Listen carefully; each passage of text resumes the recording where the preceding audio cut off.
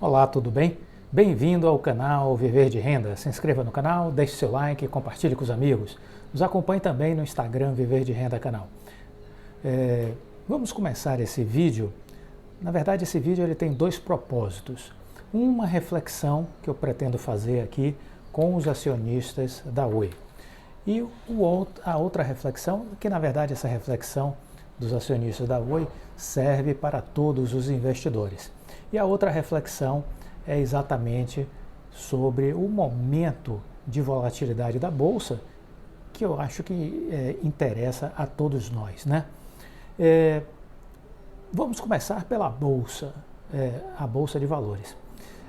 Se nós formos observar o que tem acontecido nestes últimos dias, nós vamos ver que a Bolsa tem ficado mais volátil por conta de quê?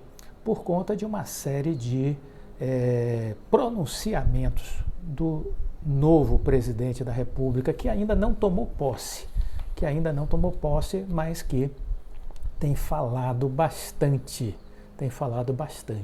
não é? E aí eu quero já começar com uma matéria que saiu no Estadão, exatamente de hoje, e ele diz o seguinte, na verdade é uma matéria de ontem, já à noite, né? Nunca vi o mercado tão sensível, disse Lula após a repercussão negativa de sua crítica à estabilidade fiscal. O presidente eleito, Luiz Inácio Lula da Silva, repetiu pela segunda vez, na quinta-feira, dia 10, críticas ao mercado financeiro, após ter feito um discurso nesta manhã que fez pouco caso da tal estabilidade fiscal e pregou ampliação de gastos públicos. Obviamente, houve uma reação imediata na Bolsa de Valores de São Paulo, que fechou o dia em queda de 3,35%. Se não me falha a memória, chegou a tocar ali os 4% de queda, né? Chegou a tocar os 4% de queda no dia anterior. Com reação inversa, o dólar encerrou o último pregão no terreno positivo. A moeda valorizou 4,14, chegando a quase 5,40 no mercado à vista. Então veja, falou besteira, vamos ser muito sinceros, né? Eu acho que eu preciso ser sempre, eu aqui procuro ser muito transparente com vocês, né? O novo presidente falou besteira, muita besteira, e aí a bolsa caiu e o dólar subiu. Duas coisas que reagiram às bobagens que ele disse. Clóvis, qual foi a bobagem que ele disse? Bom, em primeiro lugar, ele defendeu o direito do pobre ter o café da manhã, o almoço e a janta. Só pessoas desprovidas de caráter vão ser contra esse discurso. Pessoas ruins, de índoles ruins, serão contra este discurso. Até aí, está tudo bem. As pessoas mais pobres, miseráveis, precisam ter comida. A pobreza aumentou no país.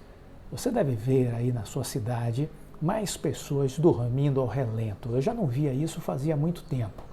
O que provocou isso? A pandemia. Ah, mas houve aquela coisa do fica em casa. Olha, isso é estupidez. Olha, eu tenho ojeriza, a gente burra. Ojeriza, a gente burra.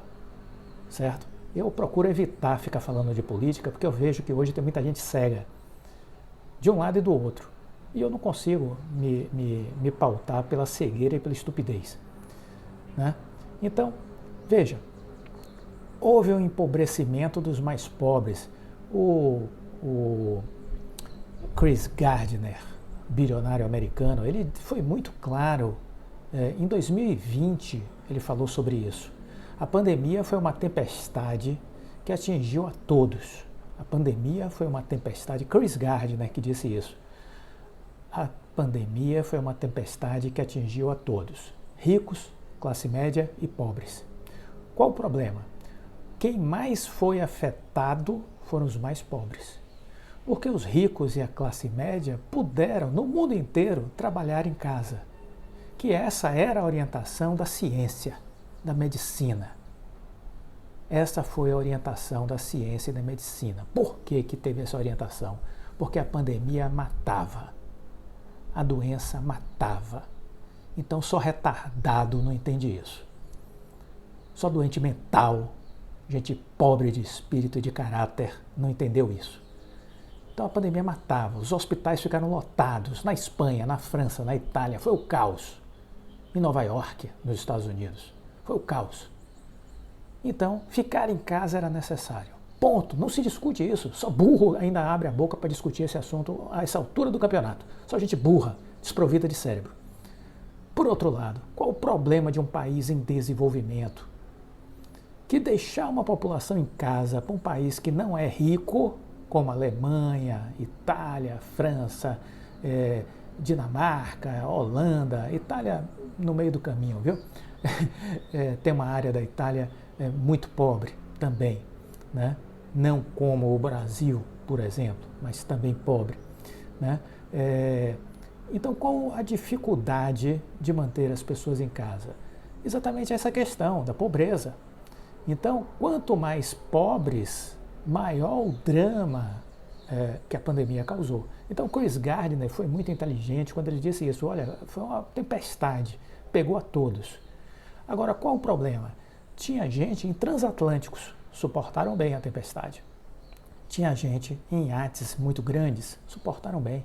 Lanchas enormes, suportaram bem. Mas os mais pobres estavam em jangadas, em botes infláveis. Então, esses foram despedaçados pela pandemia. E é fácil ver isso se você sai na rua, se você é uma pessoa sensível, se você não é uma pessoa nojenta, idiota, se você é uma pessoa sensível, humana, se você sai nas ruas, você vê a miséria andando, pedindo comida. E é preciso olhar para essas pessoas. Só pessoas desprovidas de caráter não se sensibilizam com essa cena. Ok? É isso que eu acho. Se você não acha, problema seu. Se você acha, que bom que você acha, que você é uma pessoa, você é um ser humano decente. Se você acha isso. Muito bem, parabéns. Ainda temos pessoas decentes no nosso país e no mundo. Isso é importante. Nós não viramos bestas, né, desprovidas de raciocínio, de cérebro. Muito bem. Então é preciso olhar sim para essa gente. Qual foi o erro do presidente? Foi dizer que não precisa de responsabilidade fiscal. Isso é coisa de gente burra. Com todo o respeito que se possa ter ao cargo da presidência da República, abrir a boca para dizer isso é coisa de gente estúpida, gente burra. Dizer que não precisa olhar a responsabilidade fiscal. Não sabe fazer um ó com copo quem abre a boca para dizer isso. Então alguém precisa assessorá-lo e dizer, olha, para de falar besteira.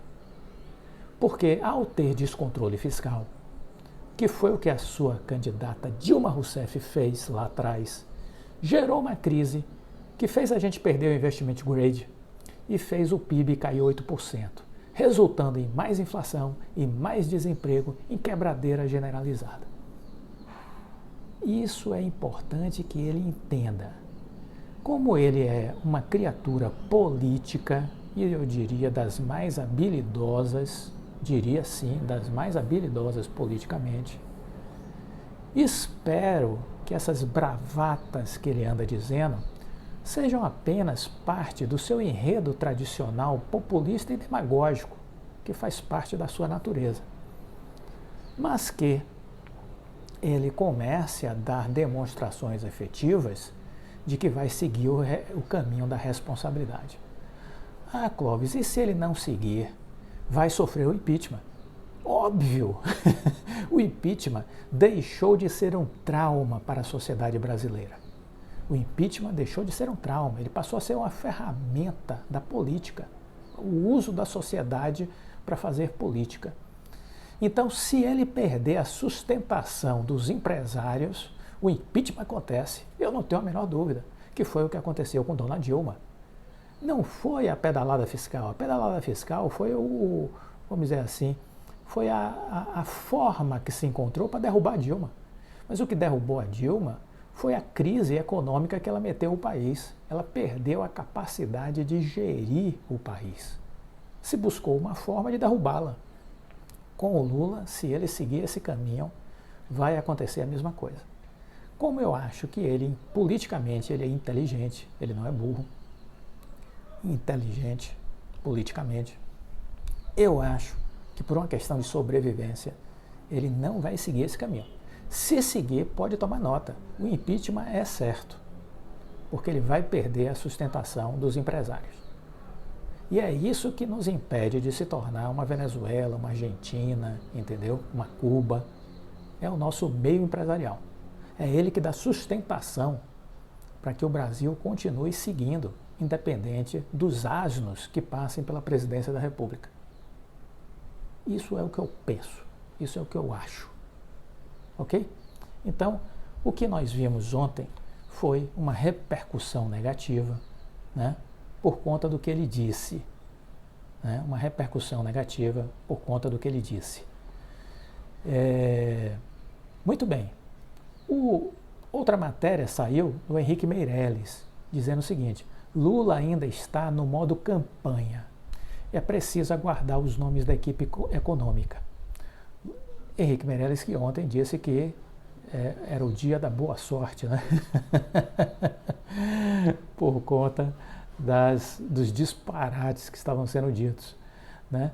Mas ele depois comentou de que era preciso esperar ele descer do palanque, que ele ainda estava no palanque. Já passou da hora, viu, Meirelles, dele descer do palanque. Alguém precisa dizer isso a ele urgente. Espero que a Simone Tebet possa dizer isso.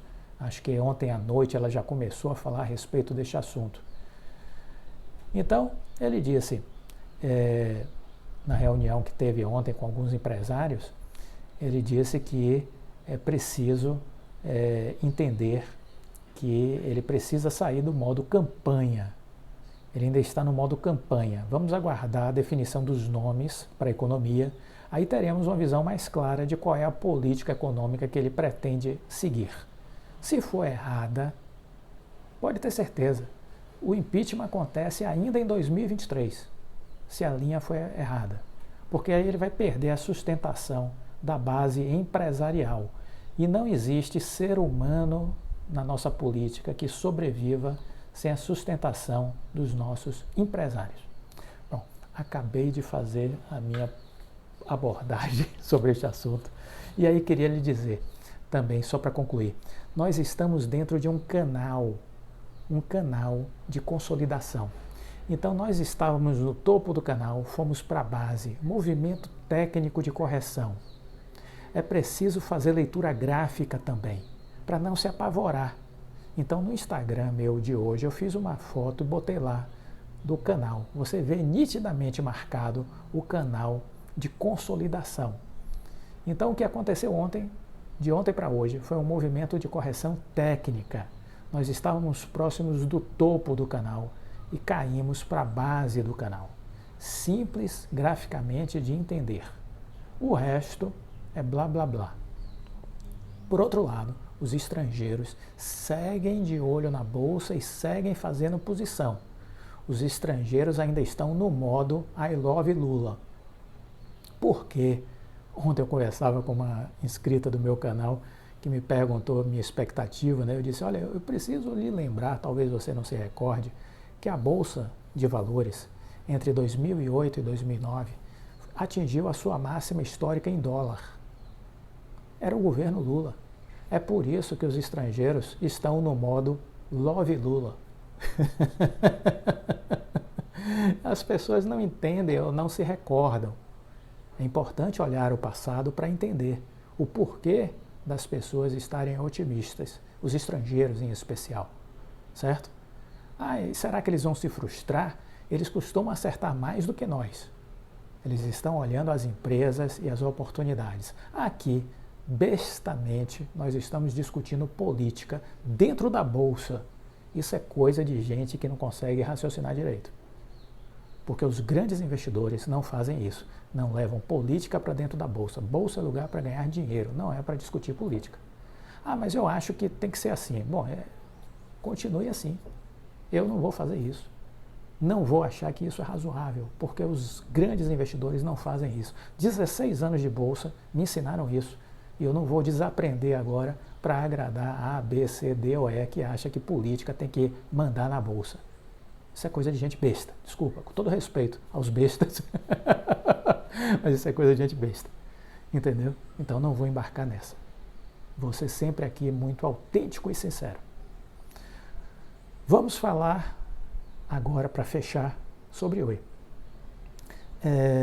Tivemos os resultados da Oi. Assista a nossa live. Vou fazer uma live domingo com o Luiz Barsi Neto. Vamos falar de Oi. Vamos falar de Oi. E da importância dos minoritários se organizarem, de estar atento à alocação das ações. Vamos falar sobre a transição da Oi. Vamos falar sobre essas coisas. 9 da manhã, domingo. Se agende aí. O que é que eu poderia dizer sobre Oi? Eu não vou falar aqui agora dos resultados em si. Vou falar sobre algumas coisas que eu julgo que são importantes para a gente refletir. Em primeiro lugar, se você investiu 100% do seu recurso em Oi, você não seguiu uma orientação básica que eu costumo dar. Minha estratégia é poucas e boas empresas. E quem me acompanha sabe que isso significa de 5 a 7, de 5 a 8 empresas em carteiras. Ponto. Número 1. Número 2. Eu digo que você deve ter 5 empresas, se você tiver 7 empresas na carteira, 5 nacionais e 2 do mercado americano.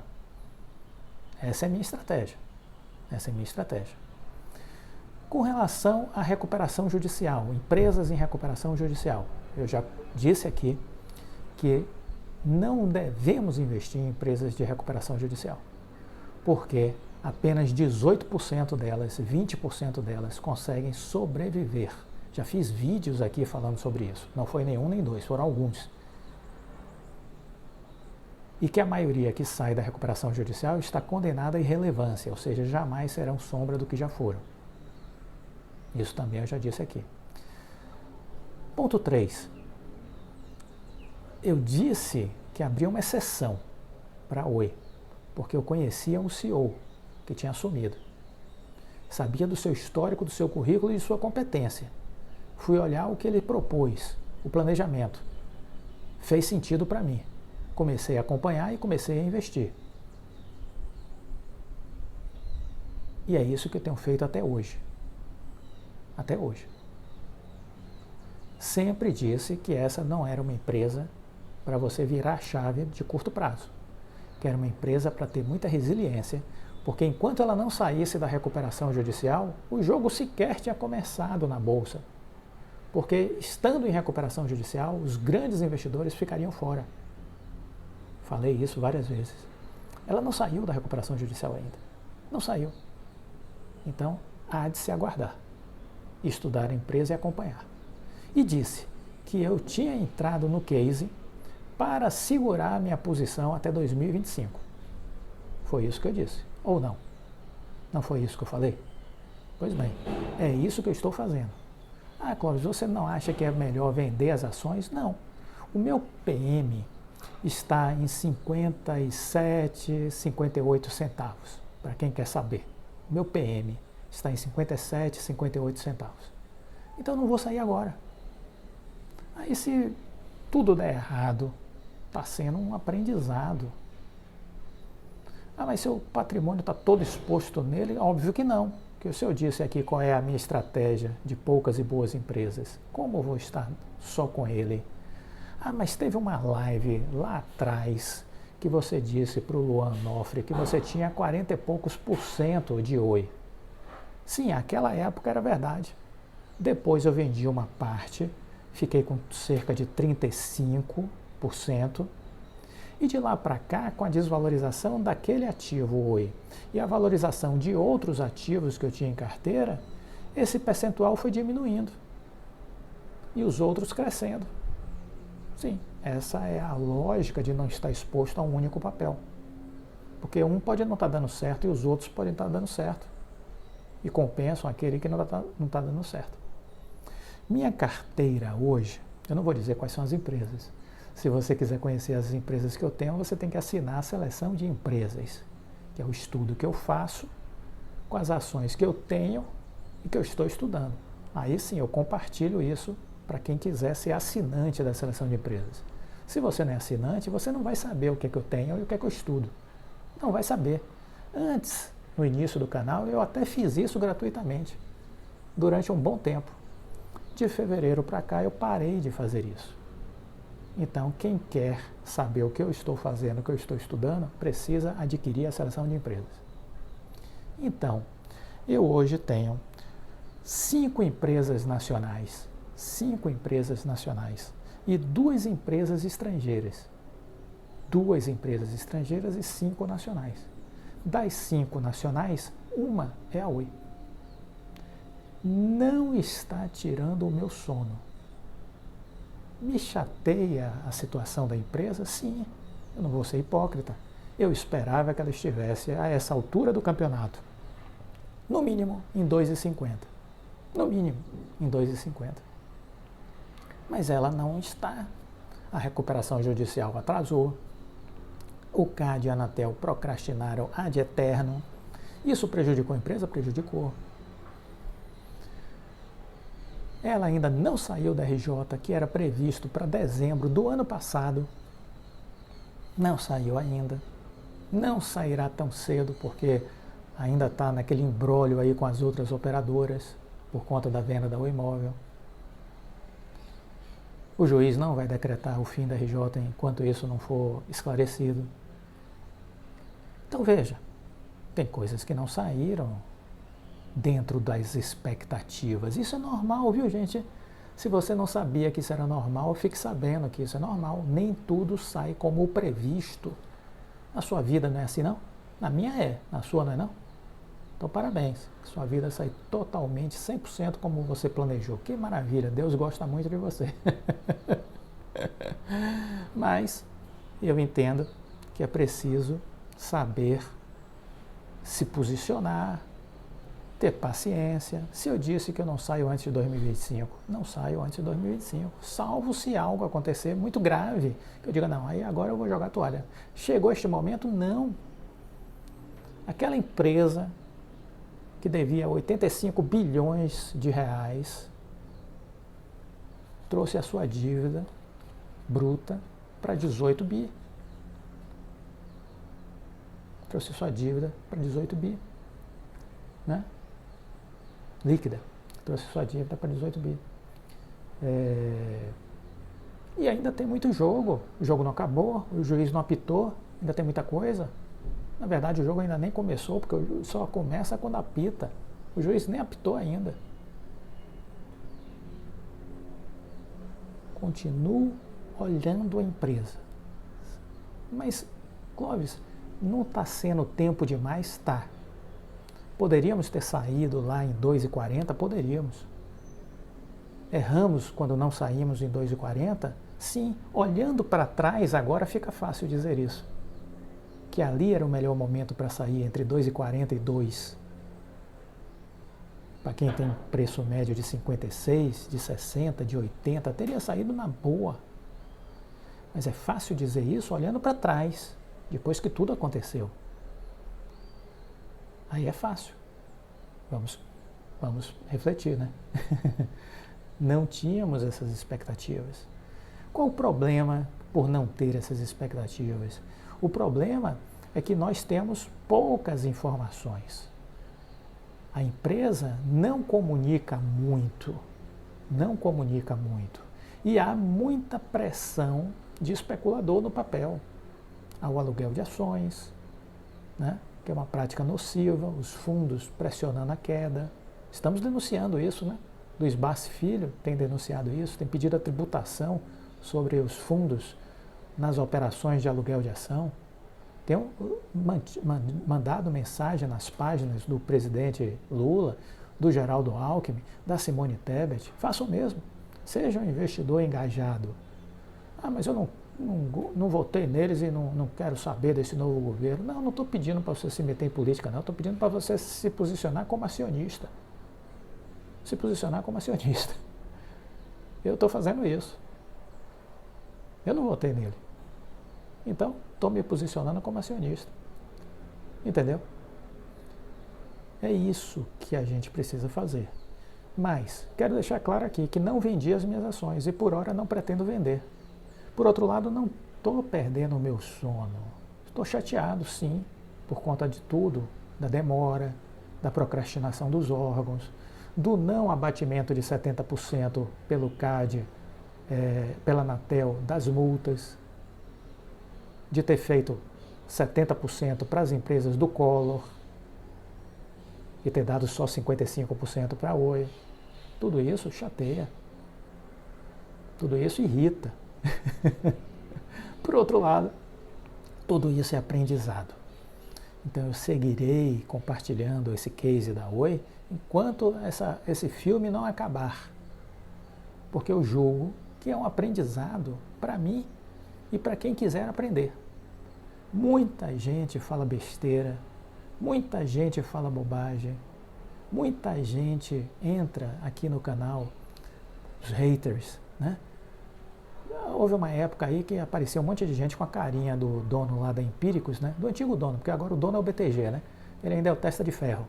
Mas aí aparecia a carinha dele dizendo, ó, compre Petrobras, compre Petrobras. Você comprou Petrobras? Está feliz com a indicação dele? Você está olhando o que está acontecendo com a Petrobras? Está ganhando dinheiro com a Petrobras? Ele agora está com um relatório dizendo que esqueça a Petrobras. Que esqueça a Petrobras, que agora tem um novo foguete.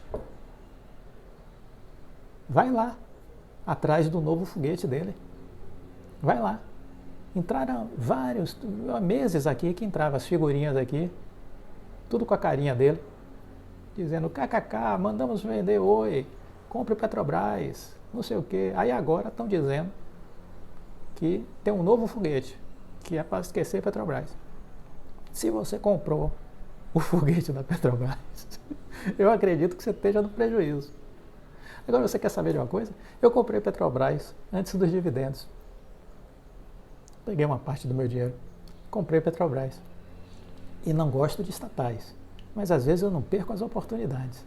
Então, quando ela falou do dividendo dela, eu achei muito bom o dividendo da Petrobras. Aí eu entrei, comprei uma parte de dividendo. Esperei eu ter a validade, né, para receber o dividendo. E agora, antes dessa queda, eu vendi. Porque eu não gosto de estatal, não gosto de Petrobras. Vendi. Entendeu? E botei no bolso o dividendo. É isso. Mas eu fiz isso não por causa do testa de ferro lá do BTG. Não por causa dele. Fiz isso porque enxerguei a oportunidade. Entendeu? Então você precisa estudar as empresas, precisa saber o que você faz, porque o conhecimento liberta, a ignorância aprisiona. Sempre se olha no espelho, na sua frente vai ter sempre o seu pior inimigo. Se você tiver conhecimento, tudo bem, segue em frente. Se você não tiver preparo, você vai se arrebentar. Se você não tiver preparo, você vai se arrebentar. Então, nesse vídeo, eu queria dizer isso. De que não vendi minhas ações, que não pretendo vender, sigo posicionado. Mas ela é uma das minhas 7 empresas. Uma das minhas 7 empresas. E hoje eu estou confortável, embora chateado. Não vou dizer que não estou chateado, estou chateado. Mas tudo é experiência. Vejo sempre a vida pelo lado cheio do copo. E sigo aguardando. Porque o meu horizonte é 2025. Não estou mexendo nisso até aqui. Até aqui não estou mexendo nisso. Tem sido um aprendizado. Nunca tinha investido numa empresa em recuperação judicial. É a primeira, já falei isso aqui em vídeos anteriores. Tem sido um grande aprendizado. E tenho compartilhado aqui as coisas com vocês. Eu não gosto, porque eu vejo que tem pessoas que ficam aí agressivas, né? Eu não gosto, não sei o que, eu vou bloqueando. Se não gosta, você não devia estar perdendo seu tempo aqui. Você devia estar procurando o que você gosta. Vai lá pro canal do Testa de Ferro do BTG. Né? Vai atrás do novo foguete dele, não sei qual é. Não estou interessado. Mas de repente, você vai embarcar nesse novo foguete. Talvez você já tenha tomado uma cacetada na Petrobras e agora deva vender, realizar o prejuízo de Petrobras e entrar no novo foguete dele. Tinha um outro que disse que estava com saudade da minha risada. Olha ela aqui. É isso, gente. A vida é isso, a gente tem que ser feliz. A Bolsa de Valores é um lugar para gente feliz. Se você não está feliz, pula fora. Pula fora. Entendeu? Aí ontem me perguntaram, fulano de tal vendeu. Não me interessa, cada um sabe onde o calo aperta. Não tem nada a ver com isso. Quer questionar? Questione a ele. Por que é que ele vendeu? Ele deve ter os motivos. Eu não tenho hoje motivo. Eu sigo a minha estratégia. Você é muito paciente. Sou. Eu já quebrei na bolsa. Se eu não for paciente, Deus é mais, hein? Então é isso. Há de se ter calma. Há de se ter paciência. E seguir estudando e acompanhando as empresas. É assim que se investe. Quero aqui renovar o convite para o domingo, 9 da manhã, a nossa live com Luiz Barsi Neto.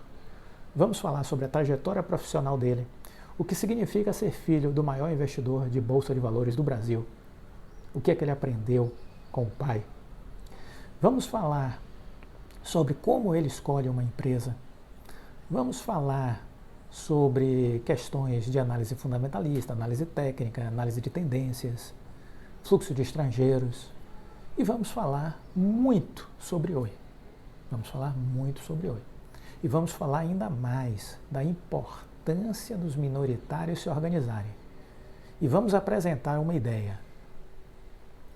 Acredito que temos um caminho para os minoritários. Um caminho simples de ser seguido, sem custo. Caminho simples de ser seguido sem custo. Vamos aguardar domingo chegar. Um forte abraço, fica com Deus e até a próxima.